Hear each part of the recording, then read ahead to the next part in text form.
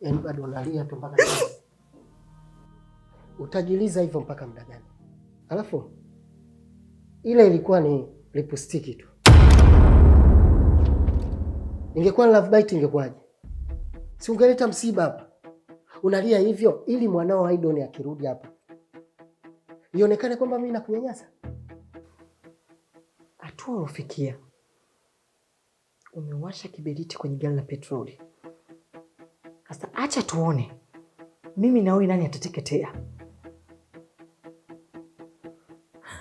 Tatizo lako Recho, una roho mbaya, una chuki umekuja katika moyo wako.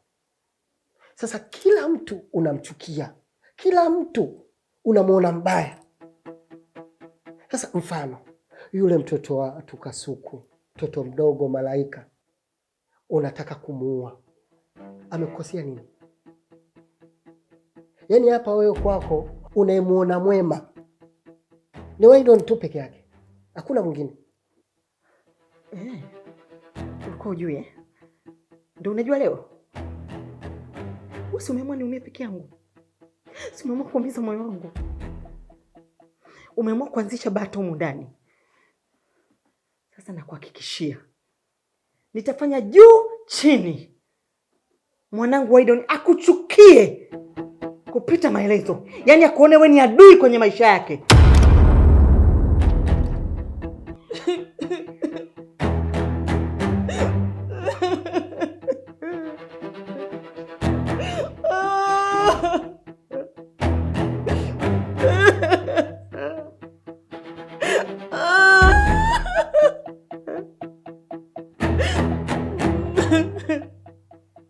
Kwa nini utengenezee roho ya chuki kwa dadi? Mama, kumbe wewe ndio mwenye matatizo. Yaani kelele zote ambazo zinaendelea humu ndani wewe ndio chanzo. Na unapenda zitokee, si ndio? Sasa nimeelewa. Mwanangu. Ni babako ananinyanyasa sana humu ndani. Sina amani.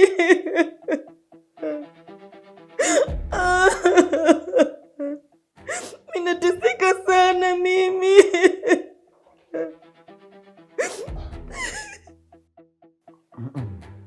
Kuhusu habari zenu sitaki kuzijua. Nahitaji kujua jambo moja tu kuanzia sasa hivi. Kimbulu kaniambia kakutana na jambazi. Alafu ana picha ya Kasuku.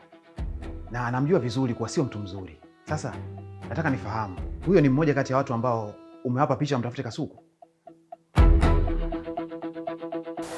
Mwanangu. Jambazi? Mimi na jambazi jamani? Tangia lini Mungu wangu mimi mwanangu unanijua? Alafu mimi sijamtuma mtu mkubwa. Nimewatuma watoto tu. Vidogo vidogo kabisa viko darasa la 5. Ina maana kuna sehemu labda unaweza kukuta kundi la watoto wanacheza cheza. Wakamuona mwanangu. Jamani Kimbulu mimi Kimbulu. Mama, naomba uniambie ukweli. Je, ni nani ambaye umemtuma kumtafuta Kasuku? Mwanangu ni vitoto kama nilivyokuambia. Vitoto vidogo vidogo mume wangu jamani. Kwani mume wangu hebu nisaidie vitoto. Mwanangu mimi na majambazi. Mimi na majambazi. Mbona mimi mnanionea?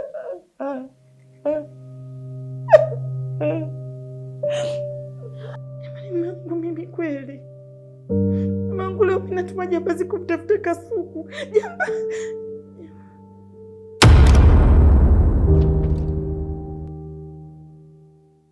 Wewe Kimbulu wewe.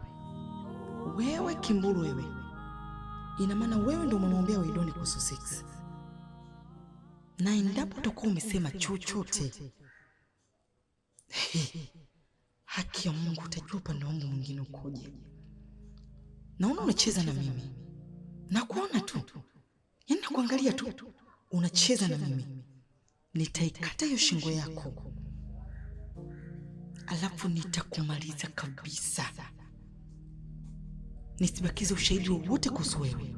Hata jina lako lisibaki katika hii dunia. Mshenzi wewe.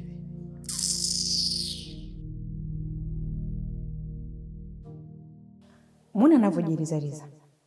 Utadhani hajahusika kwa chochote kile. Sasa ngoja Kasuku apatikane narudi hapa nyumbani. Kila kitu ni lazima nikiweke wazi.